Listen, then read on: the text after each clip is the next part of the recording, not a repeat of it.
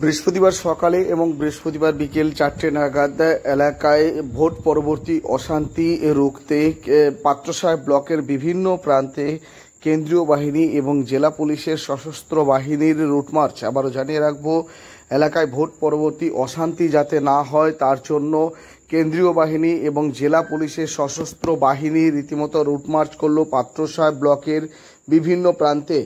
পাত্রসাহেব ব্লকের নারায়ণপুর, পাত্রসাহেব ব্লকের হাট কৃষ্ণনগর এবং বালসি সহ বিভিন্ন গ্রাম পঞ্চায়েতের বিভিন্ন গ্রামগুলিতে কেন্দ্রীয় বাহিনী এবং জেলা পুলিশের সশস্ত্র বাহিনী রুটমার্চ করলো।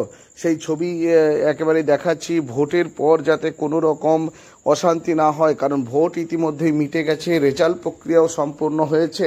এবার যে কারণেই এলাকায় যাতে অশান্তি না হয়, অশান্তির বাতাবরণ যাতে কেউ না তৈরি করতে পারে, কেউ যাতে অপ্রীতিকর কোনো ঘটনা না ঘটাতে পারে, তাই কেন্দ্রীয় বাহিনী এবং জেলা পুলিশের বাহিনীর রুটমার্চ করা হলো এলাকার শান্তি শৃঙ্খলা বজায় রাখার জন্য।